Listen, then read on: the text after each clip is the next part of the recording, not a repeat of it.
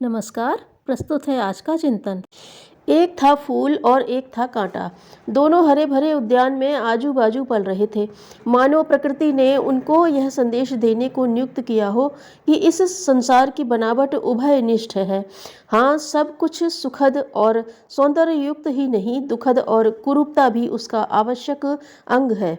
कांटे ने कहा, प्यारे दोस्त, तुम्हें भी भगवान ने व्यर्थ ही बनाया। कितने कोमल हो तुम कि शीत और ताप के हल्के झोंके भी सहन नहीं कर सकते। एक दो दिन खिलकर मुरझा जाने की तुम्हारी इस क्षणभंगुरता पर तरस आता है। इधर देखो, कितने दिनों से जी रहा हूँ। तुम्हारे कितने ही पूर्वजों को इसी डाली पर खिलते और मुरझा जाते मैंने देखा, पर मेरा अब तक भी कुछ नहीं बिगड़ा। जानते हो क्यों? इसलिए कि मैं अपना जो कुछ है तुम्हारी तरह लुटाता नहीं। जो भी मेरे पास आता है काट खाता हूँ। लोग मुझसे भय खाते हैं, हाथ भी नहीं लगाते। एक तुम हो, चाहे जब तोड़ दे और मरोड़ कर फेंक दे। फूल ने कहा, बंधुवर, तुम्हारा कहना यथार्थ है, किंतु मैं क्या करूं? मुझे मरने जीने का तो कभी ध्यान ही नहीं आता।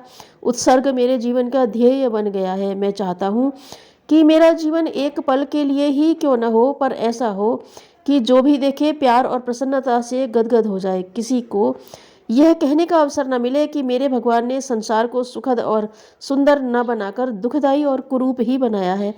कांटे का घमंड चकनाचूर हो गया। उस दिन से उसने ऐंठ छोड़कर फूलों की रक्षा को ही अपना कर्तव्य मान लिया। अंतरीप द्वीप से जीवन के संघर्ष और दुखों से दुखी एक नाविक जहाज से उतरकर बाहर आया। समुद्र के मध्य अडिग और अविचलित चट्टान की स्वच्छता को देखकर उसको कुछ शांति मिली। वह थोड़ा आगे बढ़ा और एक टेकरी पर खड़ा होकर चारों ओर दृष्टिपात करने लगा। उसने देखा, समुद्र की उत्ताल तरंगें चारों ओर से उस चट्टान पर निरंतर आघात कर रही हैं, तो भी चट्टान के मन में न रोष है और न विद्वेष। संघर्षपूर्ण जीवन पाकर भी उसे कोई ऊब और उत्तेजना नहीं है। मरने की भी उसने कभी इच्छा नहीं की। यह देखकर नाविक का हृदय श्रद्धा से भर गया। उसने चट्टान से पूछा, तुम पर चारों ओर से आघात लग रहे हैं, फिर भी तुम निराश नहीं हो चट्टान? तब चट्टान की आत्मा धीरे से बोली, तात, निराशा और मृत्यु दोनों एक ही वस्तु के उभय पृष्ठ हैं। हम निराश हो गए होते तो एक क्षण ही सही दूर से आए अतिथियों को विश्राम देने, उनका स्वागत करने से वंचित न रह जाते। नाविक का मन एक चमकती हुई प्रेरणा से भर गया। जीवन में कितने ही संघर्ष आए, अब मैं चट्टान की तरह जीऊंगा ताकि हमारी न सही भावी पीढ़ी और मानवता के आदर्शों की रक्षा तो हो सके। दीपक जल रहा था, घृत चूकने को आया, लौ क्षीण हो चली। वायु के झोंकों ने देखा, अब दीपक पर विजय पाना आसान है, तो वे सब मिलकर तेज आक्रमण करने लगे। अंधकार नीचे दबा पड़ा था। अट्टहास कर हंसा और बोला, दीपक, अब तो तुम्हारा अंत आ गया। अब कुछ ही देर में यहाँ हमारा साम्राज्य होगा।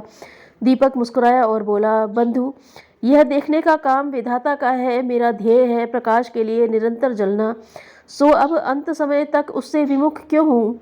यह कहकर वह एक बार इतने वेग से जला कि वहाँ का संपूर्ण अंधकार सिमट कर बह गया। भले ही दूसरे क्षण दीपक का अस्तित्व स्वयं भी शेष न रहा हो। आचार्य वह है जो हमें अपने आचरण से सदाचारी बनाए। धन्यवाद।